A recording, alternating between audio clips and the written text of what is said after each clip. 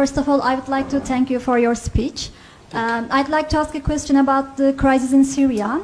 I'm from Turkey, and as everybody knows, Turkey is hosting nearly 2,500,000 Syrian refugees. And some Turkish people are criticizing Saudi Arabia on the grounds that Saudi Arabia isn't accepting refugees and it isn't doing enough for refugees as a rich country. And as you said, there is a responsibility. You said that Saudi Arabia has a responsibility in terms of it's the center for Islam. So some Turkish people are also saying this. It's an Islamic country, so why isn't it doing enough for Syrian refugees? So I'd like to ask about this issue. I'd like you to elaborate on Saudi Arabia's refugee policy. Okay. Thanks. Yes, thank you. I think we could have done a better job explaining what we've done with Syrian refugees. Saudi Arabia has issued more than 2.5 million visas to Syrian refugees since the crisis began.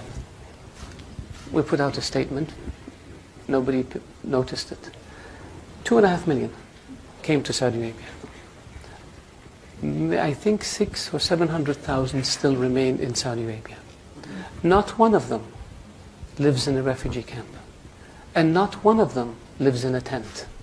Because the custodian of the two holy mosques ordered that all Syrians who come to Saudi Arabia be provided residency permits so they can send their kids to school, so they can have access to medical care, and they can have access to social security, and they can get a job. We don't have one Syrian. Of all the Syrians who came to Saudi Arabia, 2.4 million, not one of them lives in a tent.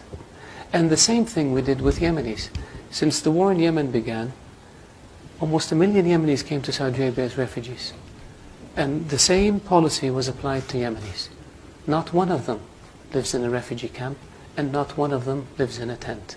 And we don't brag about it, and we don't put TV cameras in front of them, because that, to us, is what our culture is all about. These people came because their homes were devastated.